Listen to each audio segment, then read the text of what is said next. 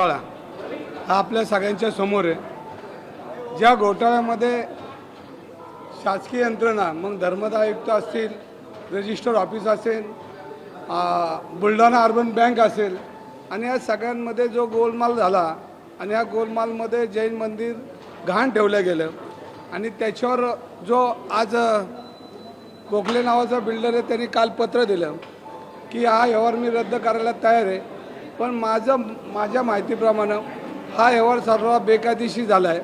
त्यांनी जे 230 कोटी रुपये भरलेत हे शासनाने याच्यामध्ये वर्ग केले पाहिजेत, ह्याच्यावर लॉक केलं पाहिजेत आणि हे 230 कोटी रुपये कुठनं आलेत याची चौकशी झाली पाहिजे।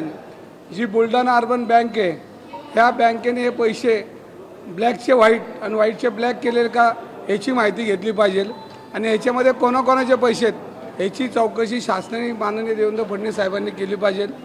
आज मी कोणाचं नाव घेऊ इच्छित नाही।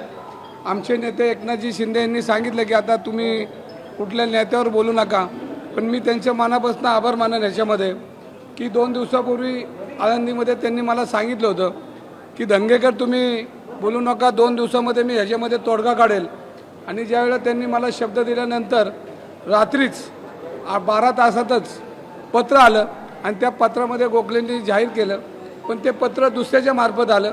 गोखलेंनी दिलं असतं तर बरं झालं असतं, पण ते पत्र दुसरीकडे आलं, त्यांचं नाव घ्यायचं नाही ठरलं आहे। तर याच्यामध्ये त्या पत्रामध्ये मी हा व्यवहार पूर्णपणे रद्द करतो म्हणले आणि हा रद्द करत असताना याच्यामध्ये आता मी अनेक वकिलांशी बोललो आहे आणि कुठंतरी ही पब्लिक ट्रस्ट आहे आणि या पब्लिक ट्रस्टवर सगळं पूर्ण शासनाचा त्याच्यावर अंकुश असतो आणि शासनाकडनं संपूर्णपणे हा व्यवहार होत असतो, पण ह्याच्यामध्ये सिस्टीममध्येच गडबड झाली आणि जैन मंदिर घाण जे विळख्यात पडले आहे बिल्डर लोकांच्या, तर त्याच्यामुळे एवढा हा सगळा प्रसंग निर्माण झाला।